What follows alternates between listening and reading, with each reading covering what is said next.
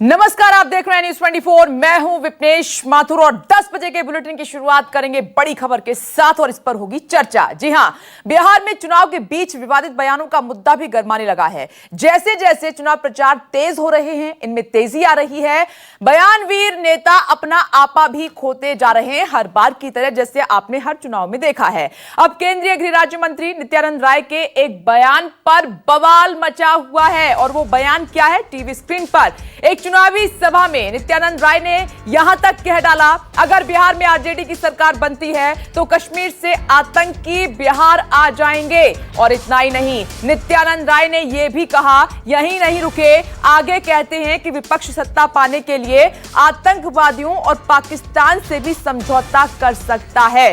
देखिए, हर बार का यह मसला है, जब भी चुनाव नजदीक आते हैं तो होने लगता है हिंदू मुस्लिम, होने लगता है ऊंच नीच, होने लगती है जात पात और इस तरीके से लगते हैं आरोप प्रत्यारोप। हर बार का यही तरीका है चुनाव में प्रचार करने का, एक दूसरे पर आरोप लगाने का, कुछ भी बोल देने का। सुनिए पहले, फिर आगे बात करेंगे। वैसे लोग जो जाएंगे बिहार में, अगर सरकार आरजेडी की बनेगी तो कश्मीर से जिस आतंकवादी को हम सफाया कर रहे हैं वो आकर बिहार की धरती पर पनाह ले लेगा। ऐसा होने नहीं देंगे। प्रधानमंत्री जी ने सीमा हमारे जी ने सौंपा है, गृह मंत्री जी ने सौंपा है, हम आने नहीं देंगे। यह भी सही है, लेकिन उसका मंसूबा यही रहेगा कि वह किसी प्रकार का समझौता वह कर सकता है। सत्ता कितनी लोलुपता। तो गृह राज्य मंत्री को आपने सुना, सीधे तौर पर कह रहे हैं विपक्षी पार्टियों पर बड़ा आरोप लगाते हुए कि आतंकी अगर विपक्षी पार्टियां जीत जाती हैं, खासकर वो आरजेडी का जिक्र कर रहे हैं, अगर जीत जाती हैं तो जो कश्मीर के आतंकी हैं वो आ जाएंगे। लेकिन कैसे आ जाएंगे, अपने आप में ये बड़ा सवाल है।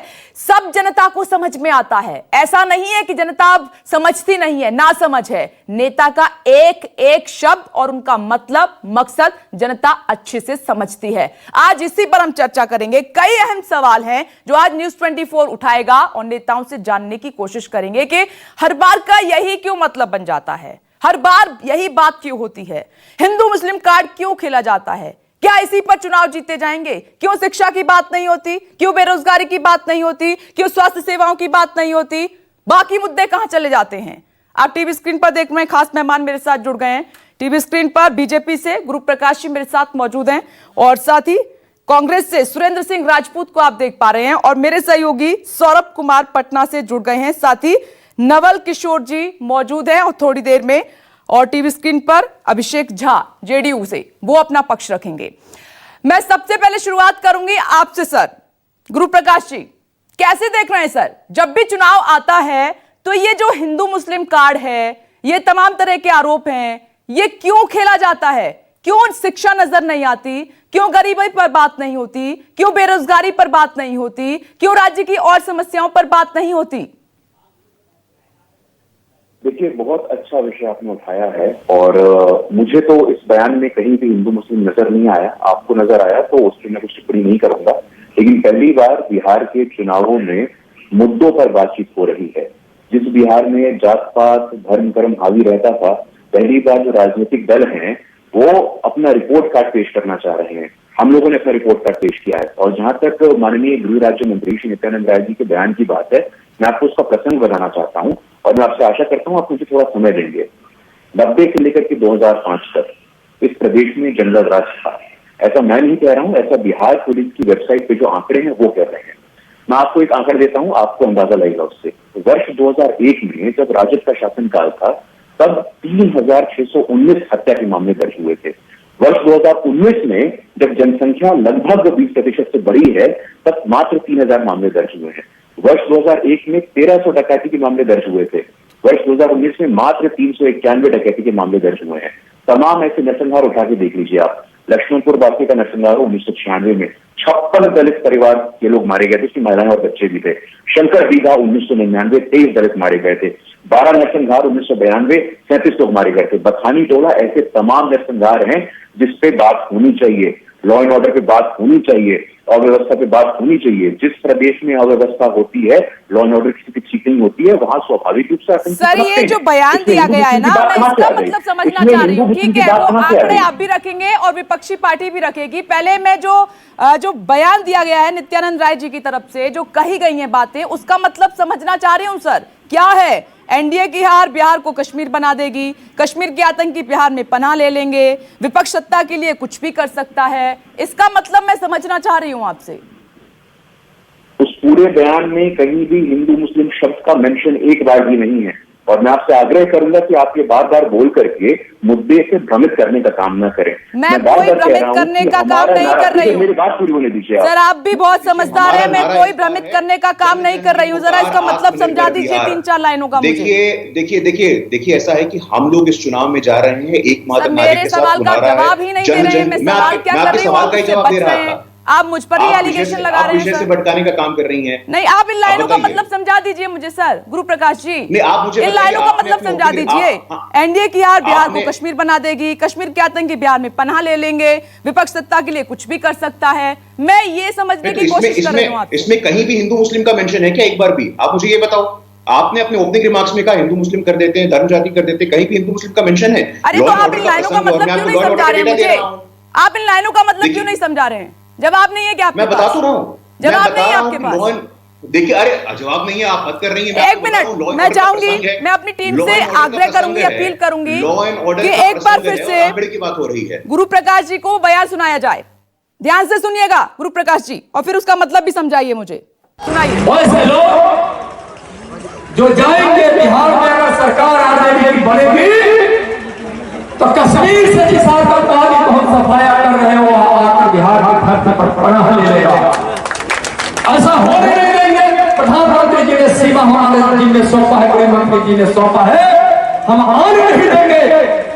यह भी सही है, लेकिन उसका मंसूबा यही रहेगा कि वह किसी प्रकार का समझौता वह कर सकता है। सत्ता कितनी लोलुपता। सुना आपने गुरु प्रकाश जी? मैं अब जवाब दे दीजिए। आपने भी ये सुना। कौन से आतंकवादियों की बात हो रही है? कौन है ये आतंकवादी? आतंकवादी की बात हो रही है, हिंदू मुस्लिम की बात कहां हो रही है मैडम? हिंदू मुस्लिम की बात कहां हो रही है? आप अनावश्यक रूप से इसको भ्रमित करने का काम कर रही है। मैं नहीं कर रही हूं, आपके पास जवाब नहीं है। ये आतंकवादी कौन है सर? ये आतंकवादी कौन है? हिंदू मुस्लिम से। ये आतंकवादी कौन है? हिंदू मुस्लिम से। नहीं, देखिए, आतंकवादी कौन है? इसका जिक्र हो रहा है। लॉ एंड ऑर्डर की बात हो रही है। आप बताइए ना, आपके पास जवाब नहीं है। आपके पास जवाब नहीं है। आप इधर की बातें कर रहे हैं। ठीक है, मैं इसमें आपको लेना चाहूंगी। नवल किशोर जी आइए जरा चर्चा में, उसके बाद मुझे सौरभ के पास जाना होगा। देखिए, भाजपा जो है वो बेशर्मों का झुंड है। एक तो इस तरह के आपराधिक सांप्रदायिक बयान देते हैं, और ये काम पिछले चुनाव में भी गिरिराज सिंह और होम मिनिस्टर कर रहे थे। इस बार ये ठेका इनको दिया गया है कि इस तरह का बयान दें और वहां पे हिंदू मुस्लिम करने का कोशिश करें। लेकिन पिछले बार भी बोरिया पिस्टल बांधकर एनडीए को शिकस्त मिला था, बहुत बड़ी शिकस्त मिली थी पिछले बार भी, और इस बार भी बिहार की जनता उनको शिकस्त देगी, इस बात की 100% गारंटी है। और यही हक होता है कि इस तरह की बात नित्यानंद को करने के लिए मजबूर है। और जहां तक बीजेपी का सवाल है, बीजेपी पिछले 15 सालों में उन्होंने क्या किया है? बेरोजगारी हो, शिक्षा हो, स्वास्थ्य हो, सारे मुद्दों पे चूंकि फेल है, तो एक ही हथियार उनके पास है, एक ही यंत्र उनके पास है, उसी का इस्तेमाल करने का कोशिश कर रहे हैं। लेकिन बिहार की जनता इन बातों को बहुत अच्छी तरह समझती है और इसका करारा जवाब देगी। आप देखिएगा, इस बार भी ये तीसरे नहीं चौथे नंबर पर रहेंगे, और बीजेपी को इस बात की नहीं, ये आप कैसे तय कर सकते हैं जल्दी? नवल किशोर जी के ये चौथे नंबर पर रहेंगे, ये तो जनता तय करेगी ना सर, ये आप नहीं तय करेंगे। आप रिजल्ट नहीं बताएंगे। तीसरे नंबर पे पिछले बार जनता को तय करने दीजिए। नंबर पे पिछले बार भी थे, जल्दी से। 2019 का लोकसभा चुनाव याद कर लीजिए। कितने हैं नवल जी? आपके कितने हैं? जल्दी से नवल जी, आपके मेंबर ऑफ पार्लियामेंट कितने, एक बार बताएंगे जरा? अरे 80 हमारे एमएलए हैं, हमारे एमएलए 80 है। मेंबर ऑफ पार्लियामेंट कितने हैं आपके? पिछले बार भी लोकसभा चुनाव में आपने इसी तरह के काम किए थे, और इसी कुकर्म से आपने हासिल किए थे। आपके 29 39 जो सांसद हैं, क्यों नहीं घूम पा रहे हैं? वो कोरोना काल में क्यों नहीं घूम पा रहे? हर जगह से उनको भगाया जा रहा है। आपके एमएलए को पीटा जा रहा है, आपके एमएलए को भगाया जा रहा है, आपके एमपी को भगाया जा रहा है। और उनको इतना भी, उनकी इतनी भी ताकत नहीं है, वो घूम पा इतने पानी इतने हो जाएगा। नकारे साबित 10 हुए हैं, नवंबर को इतने नालायक भूतनाथ साबित हुए पानी का हैं पानी हो कि जाएगा। आप देखिए तो 10 भूल भी नवंबर नहीं का पा रहे वेट हैं। करिए। यही आपकी नवल जी, उपलब्धि 10 है। नवंबर का आप वेट केवल करिए जीतते आप। हो और उस समाज को लौलुहान करते हो, यही आपका काम है। पूरे समाज में विभाजनकारी राजनीति को बोलने है। का काम आपने किया है। ठीक पूरे है, देश एक एक की करके संस्कृति को मुझे आपने जाना खराब कर होगा दिया है। सुरेंद्र सिंह राजपूत के पास, लेकिन सर मैं आऊंगी उससे पहले मेरे सहयोगी सौरभ पटना से जुड़े हुए हैं। सौरभ, ये जो बयान नित्यानंद राय जी की तरफ से दिया गया है, क्या इस बयान से वो बच नहीं सकते थे? क्या शिक्षा की बात नहीं कर सकते थे? क्या स्वास्थ्य की बात नहीं कर सकते थे? क्या गरीबी की बात नहीं कर सकते थे? क्या बेरोजगारी की बात नहीं कर सकते थे?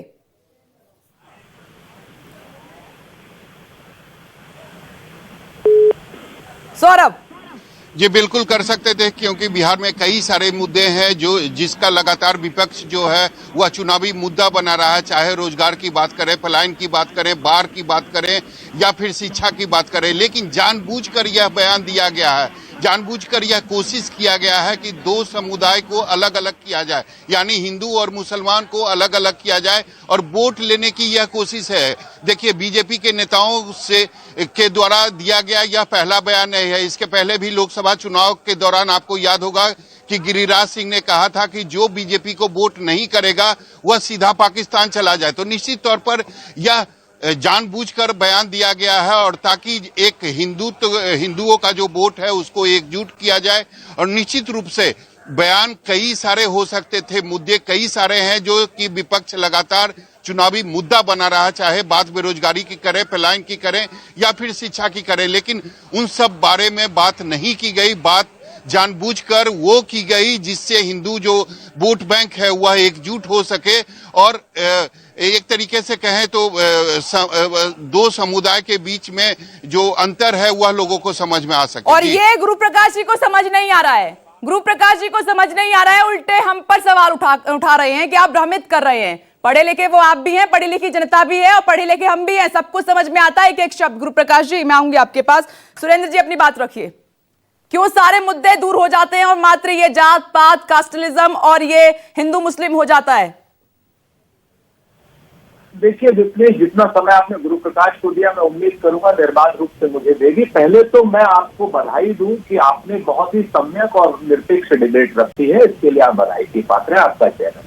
मैं दो एक बातें कहता हूं, सीधी सी बात कहता हूं कि पहले इनके वीजा मंत्री गिरिराज सिंह से इस बार उन्हें चुप किया गया है। अब ये नित्यानंद यादव, जो नित्यानंद राय लिखते हैं अपने आप को, जो अपहरण में, डकैती में और तमाम आरोपों में क्या नाम आरोपी हैं कहीं ना कहीं, तो ये अब इसी तरीके की बात करनी है, क्योंकि इनके पास बिहार में बताने के लिए ना शिक्षा में कुछ है, ना विकास पे कुछ है, ना बेरोजगारी पे कुछ है, ना मजदूरों पे कुछ है, ना किसानों पे कुछ है। तो अब जाकर के इनको कश्मीर से आतंकवादी ये इम्पोर्ट करना चाहते हैं और उसी कश्मीर से आतंकवादी की बात कर रहे हैं जहां पर इन्होंने पीडीपी के साथ मिलकर के सरकार बनाई थी। ये बिहार को कश्मीर बनाना चाहते हैं या कश्मीर को बिहार बनाना चाहते हैं, ये तो बात नित्यानंद राय जी और गुरु प्रकाश जी को बतानी होगी। लेकिन गुरु प्रकाश जी जिस तरीके से विषयांतर कर रहे हैं, तो गुरु प्रकाश जी को कुछ बातों का जवाब दे देना चाहिए कि क्या 15 साल पहले के मुद्दों पर चुनाव हो रहा है या पिछले 5 साल के मुद्दों पर चुनाव हो रहा है। अगर पिछले 5 साल के मुद्दों पर चुनाव हो रहा है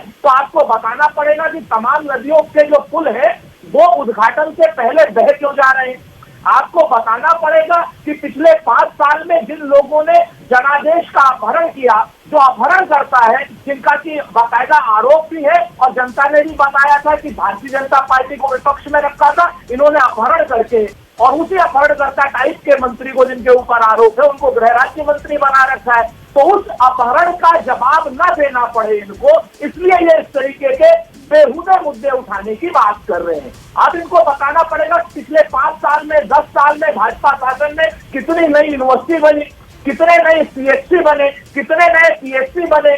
मुजफ्फरपुर कांड के आरोपी की पत्नी को टिकट आपने, जो बालिकाओं का दुराचार में आरोपी है वो जो परिवार, उसको आपने टिकट क्यों दिया।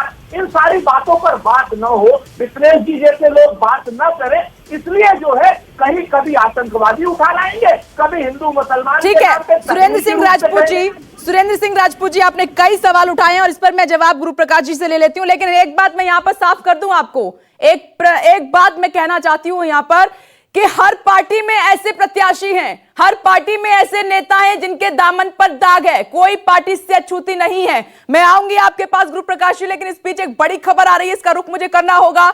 असम से है। असम में सभी सरकारी मदरसों को बंद करने का फैसला किया गया है। इन मदरसों को स्कूलों में तब्दील किया जाएगा। प्रदेश के कैबिनेट मंत्री हेमंत बिस्वा शर्मा ने ऐलान कर दिया है कि प्रदेश सरकार के पैसे से चलने वाले मदरसों को स्कूलों में तब्दील किया जाएगा। कुछ स्कूलों के शिक्षकों को सरकारी स्कूलों में ट्रांसफर किया जाएगा और मदरसों को बंद कर दिया जाएगा। इस बारे में नवंबर महीने में एक नोटिफिकेशन जारी किया जाएगा। हेमंत बिस्वा शर्मा ने यह भी कहा है कि मेरी राय है कि सरकार के खर्च पर कुरान की पढ़ाई नहीं कराई जा सकती। अगर हमें ऐसा करना है तो हमें बाइबल और भगवत गीता को भी पढ़ाना होगा। देखिए, इस तरीके का ये स्टेटमेंट सामने निकल कर आया है। ये बड़ी खबर है कि राज्य में जितने भी मदरसे हैं उनको सरकारी स्कूल में कन्वर्ट कर दिया जाएगा। सुनिए जरा। Preparing our notification, Assam has the unique distinction of running madrasa through the government funding. In my knowledge, Government of West Bengal runs madrasa on the state funding, as well as probably one or two states they run the madrasa under the state funding. What we are trying to do that all these madrasas will be converted to a normal regular school, or in some cases the teachers will be transferred to normal regular schools and madrasas will be closed. So government will come out with this notification in the month of November. और इस खबर पर political editor Raman Kumar जुड़ गए हैं, सीधे इसका मतलब समझना चाहेंगे। रमन, ये जो असम सरकार ने बड़ा फैसला अचानक से लिया है, जरा इसका मतलब दर्शकों को समझाइए। प्रदेश असम में कुछ दिनों के बाद विधानसभा का चुनाव होने वाला है, लेकिन अभी बिहार में चुनाव हो रहा है। और आपने देखा होगा कि जैसे ही हेमंत बिस्वा शर्मा का बयान आया, तुरंत गिरिराज सिंह जो कि केंद्रीय मंत्री हैं, बिहार के बड़े बीजेपी नेता हैं, उनका ट्वीट आया। 2 लाइन का ट्वीट उन्होंने लिखा था और बाकी विस्तार से जानकारी उन्होंने दी थी और कहा था कि असम में मदरसा बंद होगा। यानी कि वो एक खुशी जाहिर कर रहे थे। तेजस्वी सूर्या जो कि युवा बीजेपी के अध्यक्ष हैं, उन्होंने भी इसे लाइक किया। यानी कि बीजेपी के कई ऐसे नेता हैं जिनके मन में इस बात को लेकर खुशी है कि जो बीजेपी का एजेंडा है, उस एजेंडा को आखिरी साल में असम सरकार इम्प्लीमेंट कर रही है और उसका असर बिहार के चुनाव पर भी देखने को मिलेगा और असम में इसका फायदा तो उनको होगा ही होगा। ठीक है रमन कुमार, आप मेरे साथ बने रहें। देखिए, ये अपने आप में अब तक का सबसे बड़ा फैसला है। ये सारी जो हलचल होती है, जो इस तरीके के फैसले लिए जाते हैं, इस तरीके के बयान नेता देते हैं, तो आप ध्यान से देखेंगे कि देश में कहीं ना कहीं बड़ा चुनाव हो रहा होता है। उसको देखते हुए इतने बड़े फैसले ले लिए जाते हैं। अब ये जो बयान दिया गया है, इस पर नवंबर में नोटिफिकेशन भी जारी होगा। सीधे कह रहे हैं कि सरकार के खर्च पर कुरान की पढ़ाई नहीं कर सकते, जो मदरसे हैं वो बंद हो जाएंगे, सरकारी खर्चे पर जो मदरसे चल रहे हैं उनको सरकारी स्कूलों में कन्वर्ट कर दिया जाएगा। तो चुनाव के वक्त में ही ये सब कुछ क्यों होता है और नेता ऐसे बयान क्यों देते हैं जिससे माहौल भड़के, हिंदू मुस्लिम हो जाए, इस तरीके से जात पात हो जाए? क्या इन सब से बचा नहीं जा सकता है? आज न्यूज़ 24 ये सवाल उठा रहा है। तमाम खास मेहमान मेरे साथ बने हुए हैं, लेकिन ये बड़ा सवाल यहां पर लगातार बरकरार रहेगा, क्योंकि अब तो जनता भी समझदार हो चुकी है कि आखिर कब तक जनता को गुमराह किया जाएगा। और हम यहां पर भ्रमित नहीं कर रहे हैं, बल्कि नेता अपने बयानों से जनता को भ्रमित करने की कोशिश करते हैं। नमस्कार, मैं हूं मानक गुप्ता। अगर आपको हमारा ये वीडियो पसंद आया हो तो इसे लाइक और शेयर जरूर करें, और हां, हमें सब्सक्राइब और फॉलो करना ना भूलें ताकि आप देश और दुनिया की कोई खबर मिस ना करें।